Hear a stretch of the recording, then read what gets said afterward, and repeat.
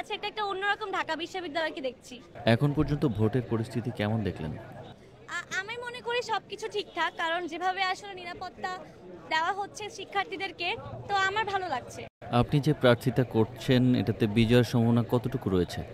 আমি যখন নির্বাচন করবো, এটা যখন আমি আমার সিনিয়র বা আমার ব্যাচমেটদের সাথে আলাপ করেছি, তাদের থেকে যেরকম অ্যাপ্রিসিয়েশন পেয়েছি, ওটা আসলে আমাকে অনেকটা স্টেপ আগাতে সাহায্য করেছে।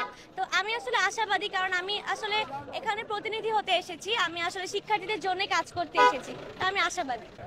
সকাল থেকে অনেকেই এখানে আচরণবিধি লঙ্ঘনের বিষয়টি তুলে ধরেছে। আপনার চোখে কি পড়েছে কিনা এমন কিছু?